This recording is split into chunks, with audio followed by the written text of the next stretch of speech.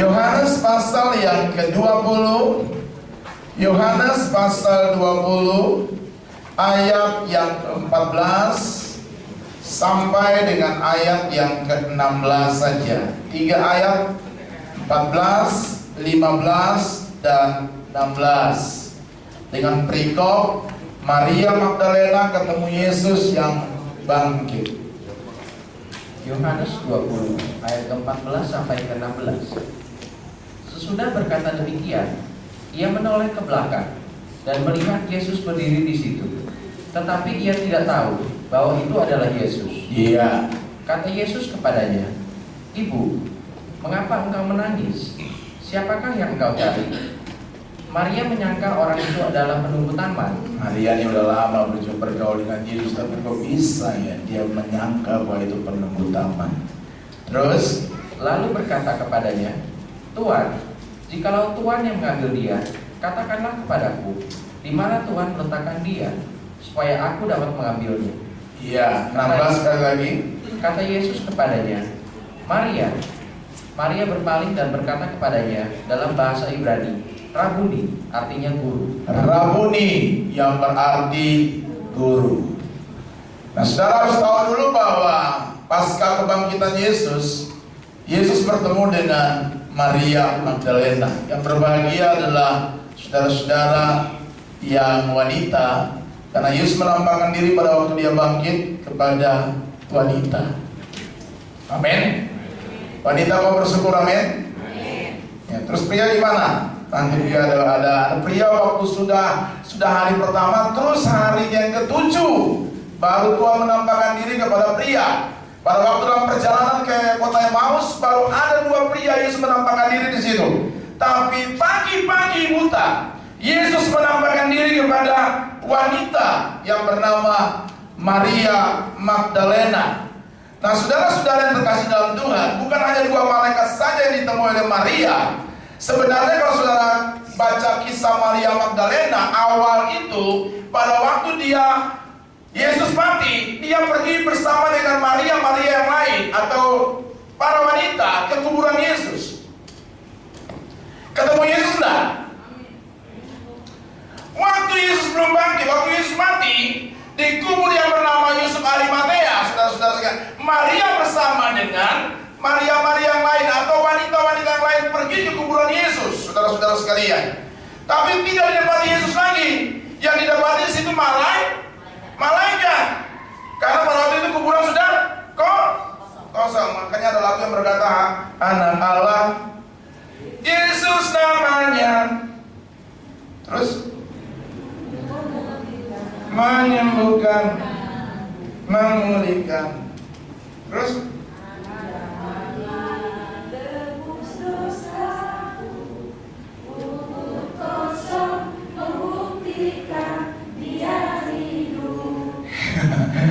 Ibu mantap nih. Kemarin juara nggak waktu berubah? Kubur kosong membuktikan bahwa Yesus bangkit.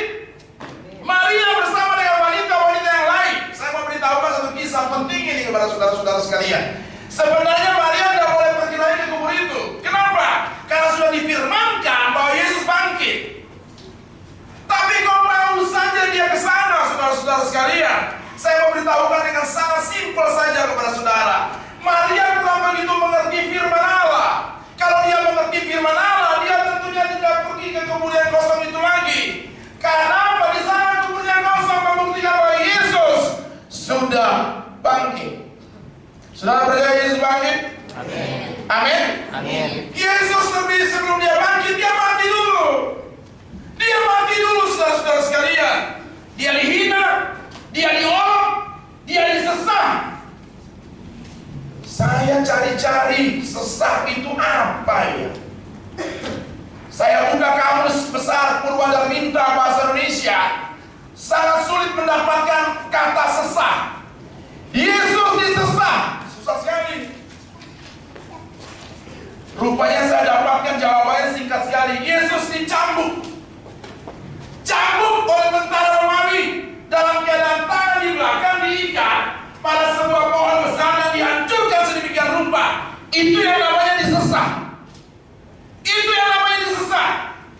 dipukul, dihancurkan, dicambuk. Kita tahu bahwa cambuk tentara Romawi itu ujungnya timah besar sekali, dihancurkan, ditarik, itu dagingnya keluar. Kalau saudara melihat film The Passion, itu belum ada apa-apanya. Kenapa saya berani mengatakan bahwa belum ada apa-apanya?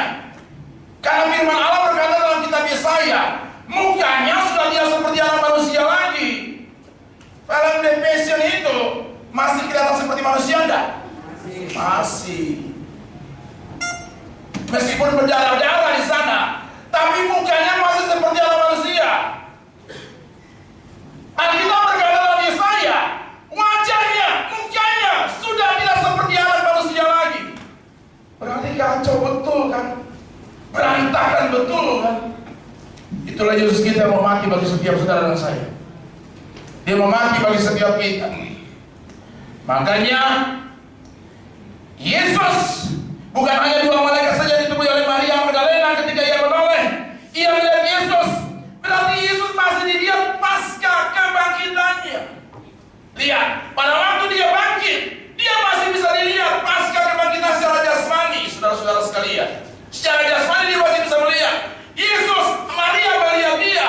Makanya dikatakan di sana kan, Yesus berkata kepada Maria, coba ayat yang ke-14, ulang sekali lagi. 15, Pak Andrew. Ayat yang ke-15, kata Yesus kepadanya, Iya. Ibu, mengapa engkau menangis? Mengapa engkau menangis, Ibu? Siapakah yang engkau cari? Siapa yang kau cari? Terus Maria menyangka orang itu adalah penunggu taman, lalu berkata kepadanya, Tuhan, jikalau Tuhan yang mengambil dia, katakanlah kepadaku, di mana Tuhan meletakkan dia. kalau Tuhan mengambil dia, coba katakan kepadaku.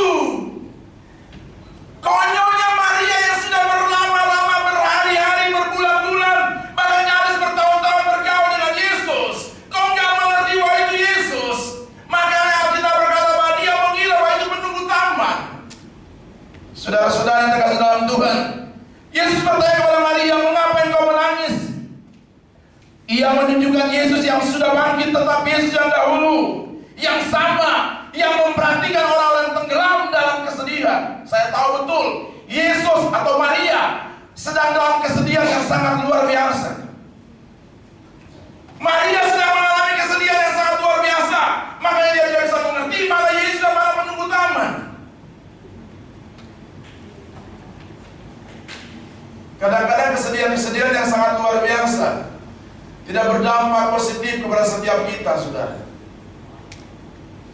Saudara bisa melihat orang-orang bersedih pada waktu acara-acara pemakaman. Banyak sekali orang bersedih di situ. Bersedih itu wajar, Pak.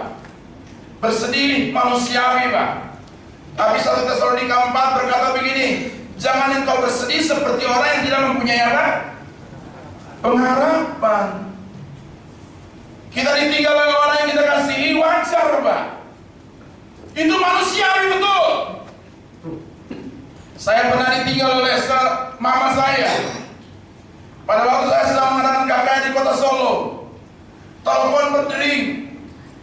Saya mau khotbah. Telepon berdiri di saku saya. Getar.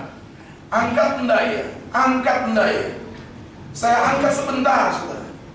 Saya permisi Tuhan, saya angkat sebentar karena ini masalah penting dari Jakarta.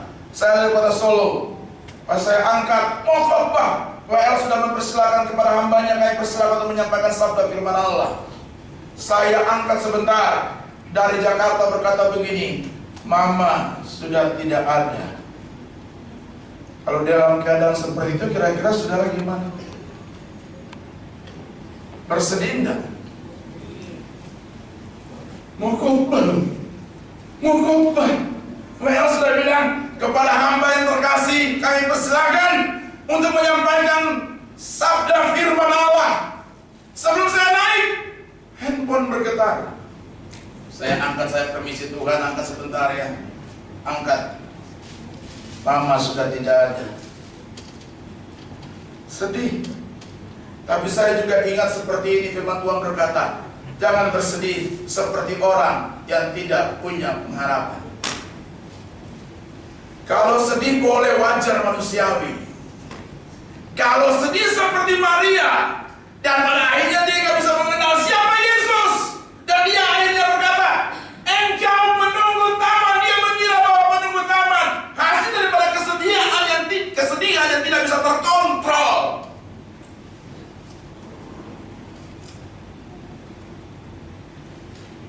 Saya, Pendeta Edi, Pendeta Markus, biasa kami sering sekali acara-acara kematian. Orang nangisnya luar biasa. Apalagi pada waktu dikuburin kan.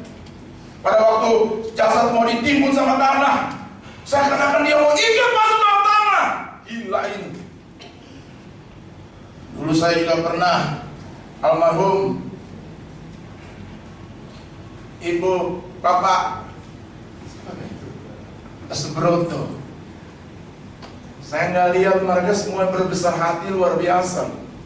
Nggak ada yang sampai bersedih banget masuk dalam liang kubur seperti itu. Hamba Tuhan Pak Markus menyampaikan firman, kayak di prosesi itu semua saya ada di situ. Saya melihat dengan jelas keluarganya luar biasa. Sedih boleh, tapi jangan sampai konyol. Orang yang putus cinta sedih boleh, ditinggal pacarnya. Tapi kalau sampai sedih sampai minum baygon, itu yang tidak boleh. Sedih yang luar biasa tidak boleh. Maria sedih dan pada akhirnya dia tidak bisa membedakan mana penunggu taman atau mana Yesus. Saudara-saudara sekalian, kesedihan yang tidak bisa. Dan Yesus sangat mengerti itu. Yesus tahu apa yang sedang dialami oleh Maria yang dalam keadaan sedih seperti itu. Dia tahu betul. Makanya pujian-pujian rohani sangat menguatkan kita. Allah mengerti, Allah peduli segala persoalan yang kita hadapi, tak akan pernah dibiarkannya bertumbuh sendiri.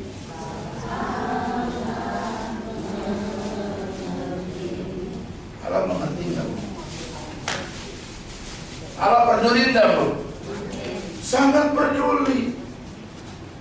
Dalam kehidupan kita, dalam kesedihan kita, Allah peduli sekali. Saudara-saudara sekalian, Maria sangat luar biasa. Maria pada sebelum dia meninggal, makanya diprioritaskan oleh Tuhan Yesus. Dan dia melihat pada waktu pasca kebangkitan Yesus, Yesus menemui dia. Meskipun dia yakin sedemikian rupa, Yesus menemui dia loh. Itu menandakan bahwa Yesus peduli dengan keadaan Maria. Dan saya mau beritahukan kepada kita sekalian, Yesus peduli dengan saudara-saudara sekalian. Yesus sangat peduli. Yesus tahu apa yang kita butuhkan. Yesus sangat mengerti apa yang kita alami, saudara-saudara sekalian. Cuma kadang-kadang kita curiga kan dengan Tuhan kan? Kadang-kadang kita curiga dengan Tuhan kan? Ditolong nggak ya? Ditolong nggak ya? Kurang ajar. Ditolong nggak kita ya? Kita tetap ditolong oleh Tuhan kan? Dalam Mazmur pasal 23 kita berkata, Tuhan adalah gembalaku, takkan kekurangan aku. The Lord is my shepherd, I shall not want. Tuhan adalah kekuatanku, Tuhan adalah gembalaku, takkan kekurangan aku. Aku berjalan dalam lembah kegelapan pun aku tidak takut. Kenapa? Karena gadamu dan tongkatmu itulah yang menghibur aku. Luar biasa. Dalam keadaan yang sulit sekalipun, Dia mengerti kita. Dalam keadaan yang sangat sulit sekalipun, Allah mengerti kita. 3 minggu yang lalu, saya pelayanan di Papua. 3 hari, Jumat, Sabtu, Minggu, Senin pulang. Dan lihat saya agak kurus sedikit, turun 5 kilo sudah. Entah kenapa saya salah makan kali. Biasanya kita kalau makan apa aja singkat. Hari itu saya kesalahan makan kali.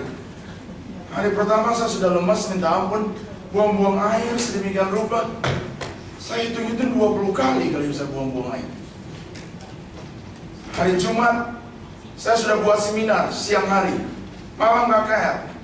Sabtu seminar lagi untuk pekerja-pekerja GBI Setimika, malam KKR. Minggu dari pagi sampai malam. Tapi Tuhan tolong aja. Saya sudah minum obat A nggak mempan, minum obat B nggak mempan, minum obat C nggak mempan. Astagfirullahaladzim. Saya udah nggak bisa mempan lagi loh Pak. Saya mau telepon kepala saudara, saya agak malu. Sama-sama pendeta dilarang saling mendahului. Yang saya hanya berseru kepada Tuhan saja. Tuhan, saya mau seminar. Apa kata dunia, saya KKR berkhotbah sedikit, saya minta maaf jemaat, saya ke toilet dulu. Khotbah lagi, sebentar ya, saya ke toilet dulu. Dan Tuhan tidak mempermalukan. 3 jam, 2 jam, 3 jam, 4 jam. Itu gak Pak? Sampai di hotel baru surut kayak gitu. Tuhan tuh kalau menolong kita tuh kayak gitu loh saudara. Tuhan tuh kalau menjaga kita kayak gitu tuh, gak pernah mempermalukan kita. Saya pada akhirnya sampai di hotel dengan Tuhan, kok tadi enggak, kok sekarang fungsi. Saya katakan Tuhan bilang, lu kan gak pernah bersyukur ya gitu saudara sekalian. Bersyukur loh, 20 kali ya. Pulang saya timbang. Saya biasanya kan 84 gitu ya, tinggal 78 loh. 78, lumayan loh. Saya nggak diet tapi turun sendiri, saudara-saudara sekalian. Luar biasa. Saya 78, 79. Kalau 5 kilo, 6 kilo turun tuh lumayan loh, saudara. Saya berpikir sederhana aja. Babi kalau 2 kilo tuh lumayan loh. 6 kilo turun, puji Tuhan, saudara-saudara sekalian. Saudara diberkati Tuhan, amin. Tetap ada aman Tuhan, amin. Coba Pak Andrew baca sebentar Mazmur pasal 23 Pak, ayat yang ketiga dan 4 Pak.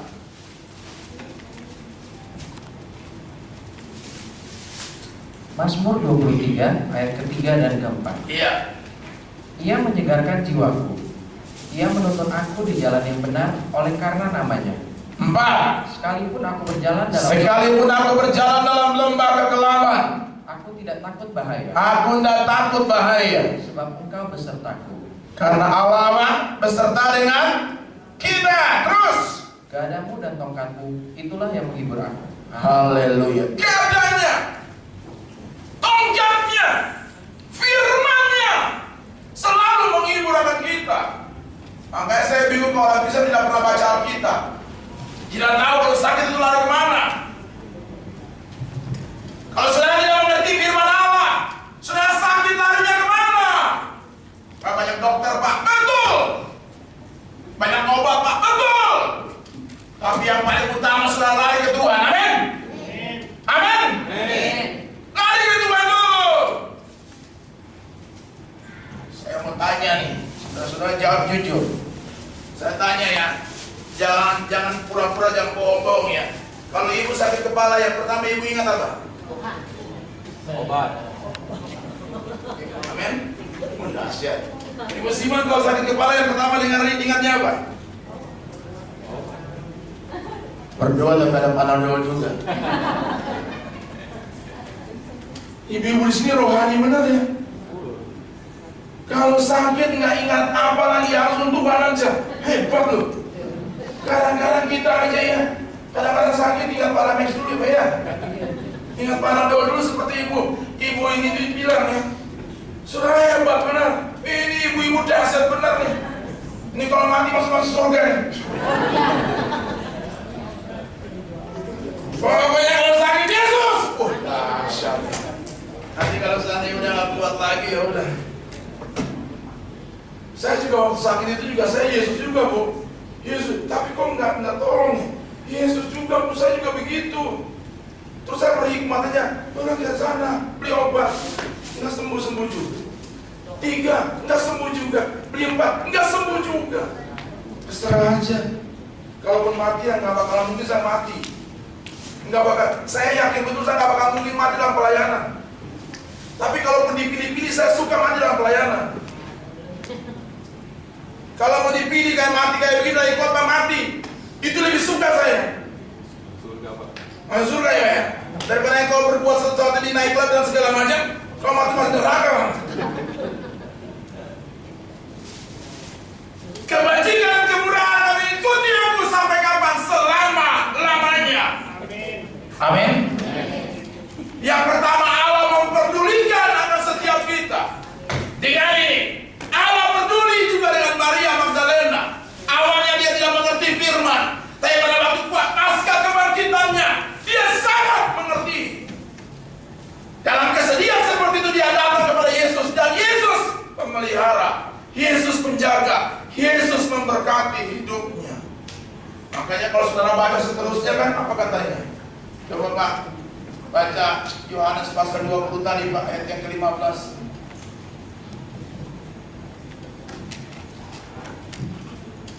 Yohanes 20 ayat yang ke-15.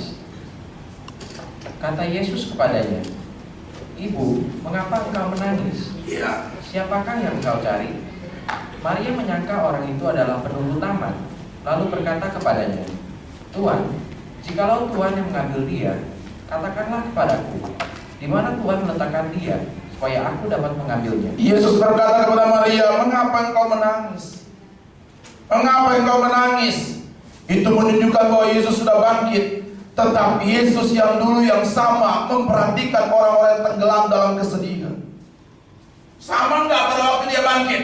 Sebelum dia bangkit sama enggak? Tetap sama. Pada waktu pasca kebangkitan, berbicara mengenai Jumat Agung, berbicara mengenai kematian, sama enggak dia? Sama.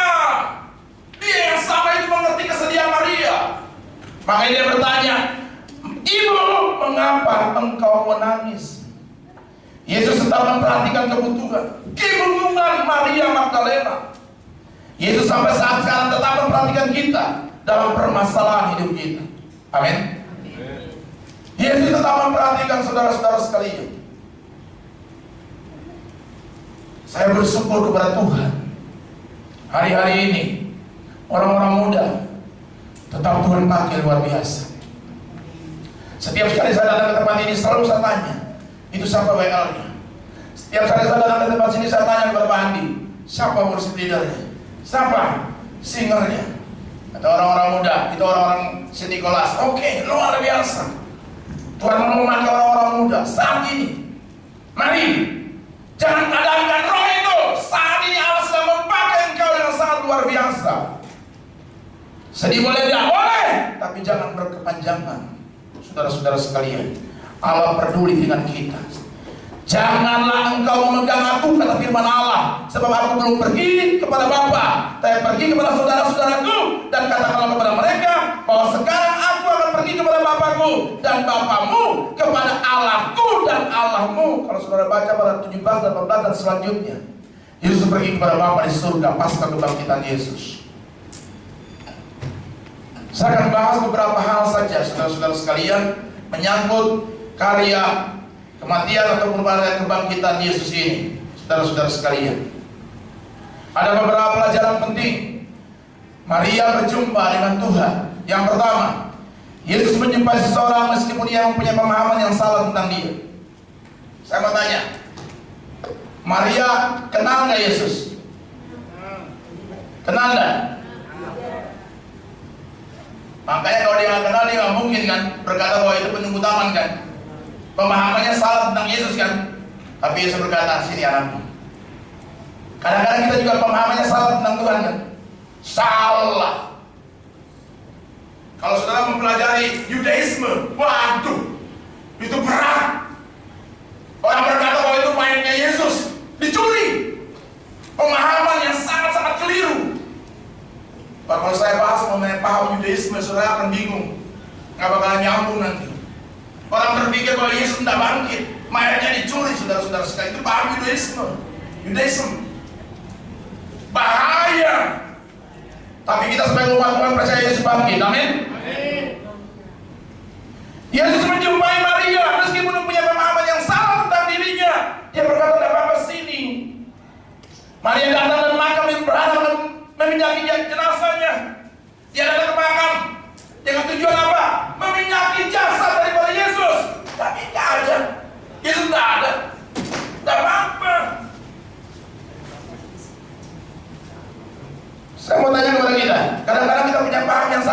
seperti itu nggak datang ke gereja. Kita pergi ke gereja ini oleh karena apa? Tugas. Bukan ingin berjumpa dengan Yesus. Pemahaman yang salah tentang pelayanan.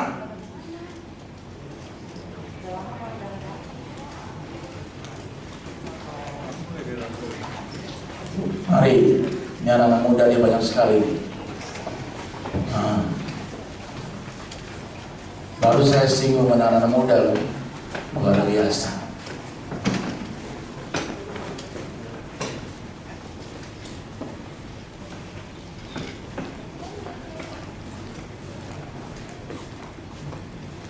Saya bahas ini jangan saudara tersinggung ya. Jangan datang ke gereja atau ke tempat ini oleh karena tugas ya. Ini banyak anak muda yang datang ke tempat ini, saya ngomong aja ya. Tuhan mengasihi saudara-saudara sekalian.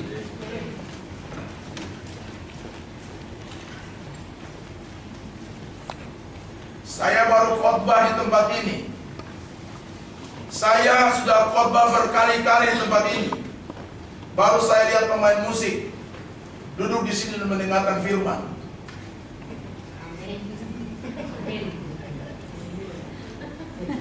Saya nggak nyindir ya, cuma nyinggung dikit.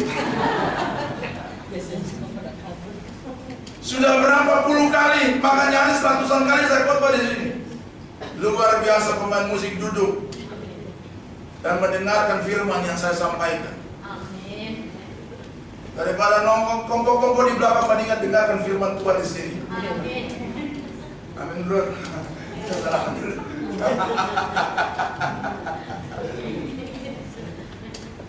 Anak-anak muda dalam tempat ini, jangan kalian takut.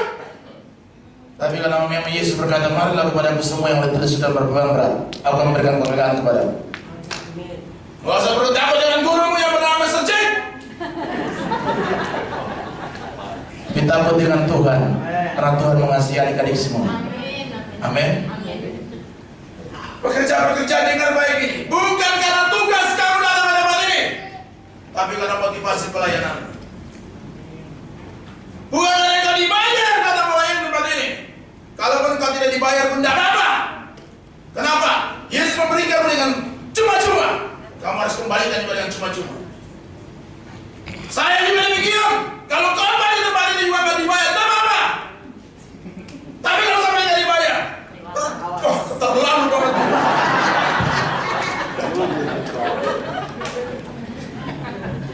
Ini orang-orang saya semua sudah lihat, Pak Edi, Pak Marcos, Ibu Abi. Oh, mereka orang-orang yang mengasihi Tuhan.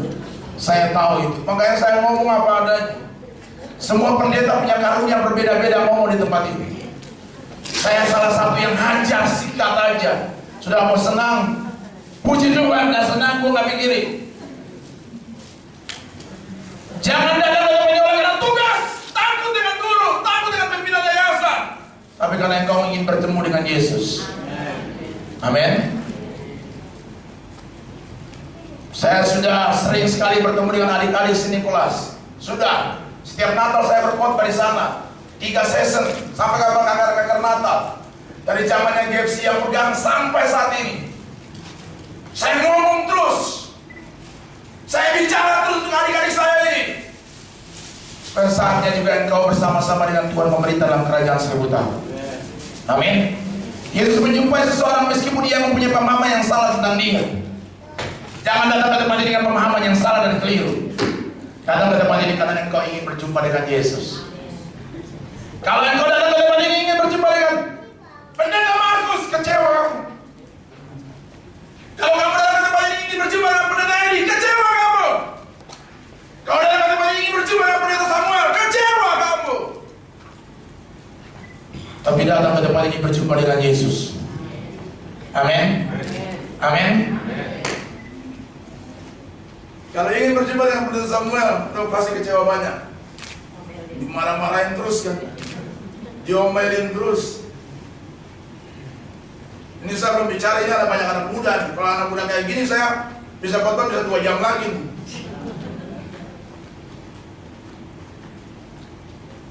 Sudah punya kesedihan apa hari-hari ini? Anak-anak muda, kesedihan apa? Papamu begini, doa. Mamaku begini, doa saja. Doa, Tuhan tidak akan pernah meninggalkan.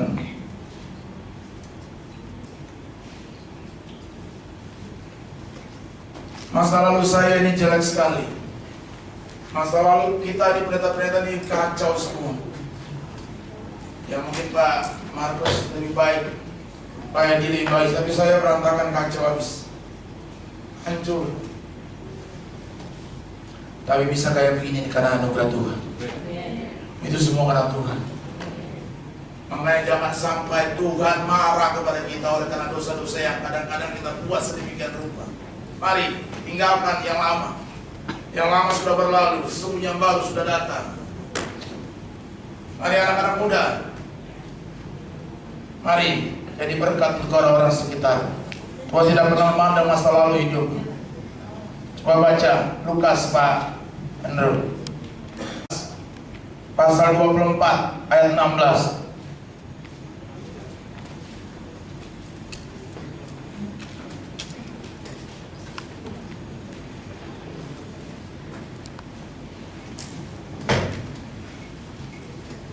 Lukas pasal 24 ayat 16, Pak. Lukas 24 ayat yang ke-16. Tetapi ada sesuatu yang menghalangi mata mereka, Iya. sehingga mereka tidak dapat mengenal Dia. Amin. Ada sesuatu. Pada waktu Tuhan Yesus berjalan dengan orang-orang, dengan dua muridnya ke Emmaus, mereka nggak mengenal Yesus. Pada waktu Maria Magdalena, satu area di situ nggak tahu itu Yesus, nggak ngerti kenapa. Ada sesuatu yang menghalangi dia. Ada sesuatu. Diangkat itu baru ketemu. Oh, tadi Yesus kok. Sama. Kalau kamu datang dengan punya motivasi yang salah, di sini kamu tidak akan ketemu Yesus. Tapi kalau kamu datang dengan motivasi yang benar, kamu akan ketemu dengan Yesus. Amin. Yang kedua, kadang-kadang Yesus datang kepada kita, tapi kita melewatkan kesempatan itu. Karena apa? Pemikiran kita yang salah tentang Dia. Karena apa? Ekspektasi kita yang salah tentang Tuhan. Salah. Interpretasi kita kepada Tuhan yang salah. Saya bacakan lagi kedua. Kadang-kadang Yesus datang kepada kita, tapi kita melewatkan kesempatan itu. Dia sudah bersama, ini loh aku, tapi saudara curiga dengan Dia. Barangkali Yesus sudah datang dan menjumpai kita saat ini. Kadang-kadang Yesus sudah datang dan menjumpai kita saat ini. Tapi kita melewatkan kesempatan itu, Pak. Bu, kita melewatkan kesempatan itu. Bro, kita melewatkan kesempatan itu. Karena apa? Persepsi kita yang salah. Kita maunya berdosa terus. Maunya berdosa terus, saudara-saudara sekalian. Markus 16 ayat yang ke-11, Pak.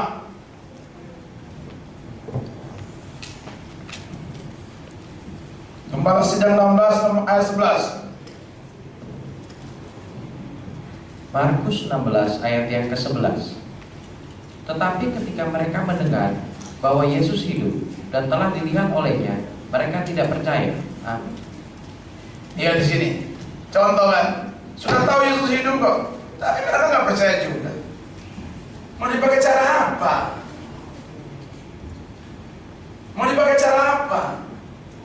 Berbicara mengenai masalah perubahan. Ada orang punya pemikiran seperti ini. Nih, ingat nih. Pak, nggak usah dipakai suruh-suruh kita berubah, Pak. Pak, nggak usah Pak suruh-suruh kita berubah, Pak. Nanti saatnya juga Roh Kudus ada dalam hidup kita yang pasti menuntun kita pada perubahan itu. Ada kan pemikiran seperti itu kan? Ada kan? Pak, nggak usah suruh kita berubah, Pak. Nanti Roh Kudus ada dalam hidup kita dan saatnya juga kita akan berubah, Pak. Pemahaman seperti itu kan?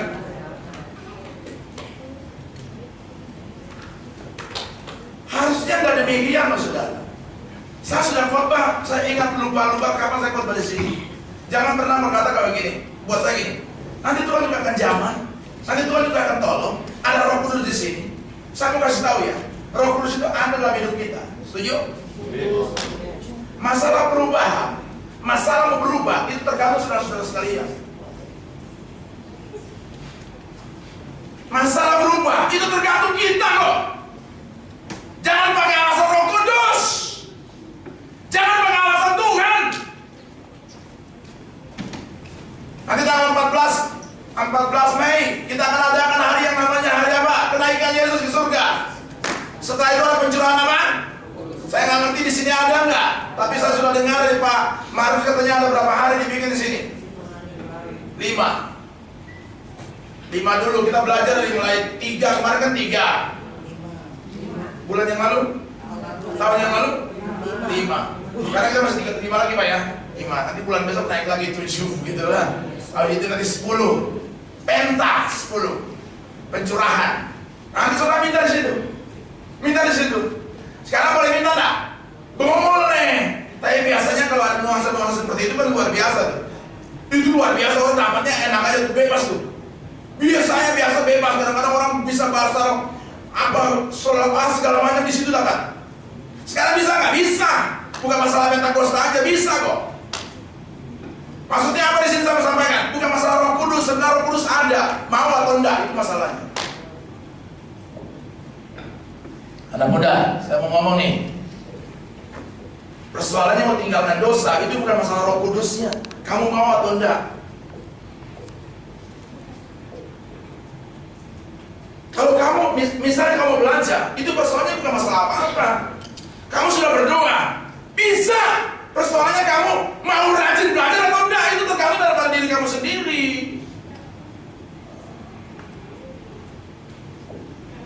Sudah hampir 1 bulan kan saya nggak kesini kan, jadi saya mau chat terus.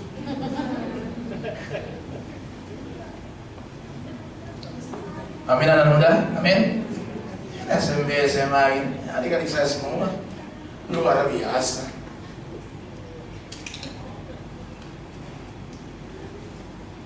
Tanggal berapa juga saya dari retreat itu tanggal di Mount Hermon, Puncak.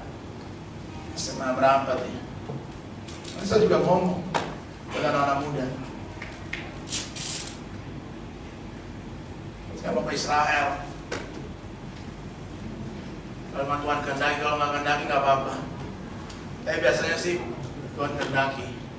Kalau 20 ke atas, sekarang katanya sudah sampai belasan. Jadi katanya di 20 baru berangkat. Kalaupun juga nggak jadi juga nggak apa-apa. Kurang sekolah,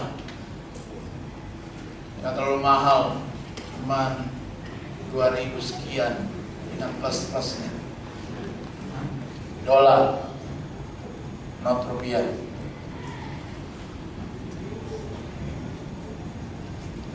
Karena Yesus datang kepada kita, tapi kita salah mempersepsi ataupun salah melewatkan kesempatan itu. Ambil kesempatan itu, saudara-saudara sekalian. Amin. Ambil kesempatan itu, dia ada di tengah-tengah kita semua. Kalau Tuhan mau ada di sini, Tuhan berkata begini, ini aku sudah disalibkan untuk kamu. Aku dipaku 3 paku, 1 kanan 1 kiri. Kaki ditusuk tombak, dari 3 paku di situ. Ada 3 cambukan, tusukkan. Dia ada, dan dia berkata kepada saudara gini, aku mengasihi kamu. Aku mengasihi kamu. Alami kuasa kebangkitan, aku sudah bangkit.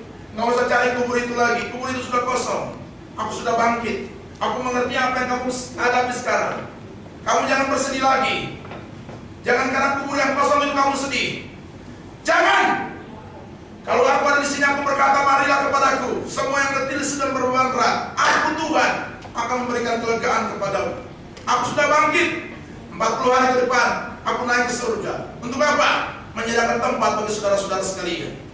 Aku pergi ke sana untuk menyediakan tempat supaya di mana saja aku berada, kamu pun berada. Dia sedang bekerja keras untuk satu yang namanya real estate surga. Saudara rindu ke sana? Saudara rindu ke sana? rindu luar biasa. Saya pun rindu ke sana. Dia sedang membangun real estate surga. Kalau sudah selesai, dia datang kepadaku dan berkata kepada saudara, mari masuk. Sabarlah hai hamba yang setia. Mari masuk ke dalam surga yang sudah sediakan bagimu dan bagiku. Wah, hebat kan? Hebat. Saya berdoa, bukan saja kita ketemu di GFC ini, tapi kita ketemu dalam surga yang kekal. Jangan sampai saudara, saya sudah sampai sana, ada hambanya, pendeta Edi. Saya sampai di sana, ada hambanya, pendeta Markus. Saya cari saudara, di mana saudara? Tapi jangan saudara berkata kepada saya di sana. Tapi tiga pendeta di mana? Itu yang lebih parah lagi, saudara-saudara sekalian. Soalnya ada juga begitu loh. Ada orang masuk surga, segala macam. Wah, dia berbuat dosa dan segala macam. Waduh, dia masuk dalam. Wah, dia senang sekali di sana. Wah, iblis menawarkan, ayo enak di sana, diskotik segala macam. Waduh, setelah dia sadar, dia mati. Dia ingin masuk ke tempat yang itu. Rupanya iblis berkata, itu cuma hanya promosi. Di rumah Bapakku banyak tempat tinggal. Sebab aku pergi ke sana untuk menyediakan tempat bagi saudara-saudara sekalian.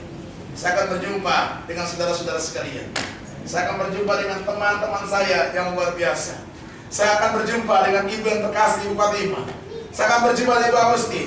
Saya berjumpa dengan semua anak-anak sekolah dari sini kelas. Dan kita akan bernyanyi bersama di surga. Bersama malaikat di surga. Nyanyikan kidung pujian, bermazmur bagimu. Makanya di sini kita banyak-banyak berlatih memuji Tuhan, supaya sampai di sana kita nggak falas-falas banget, saudara-saudara sekalian. Tuhan kiranya memberkati kita sekalian. Sampai berjumpa pada program selanjutnya. Amin.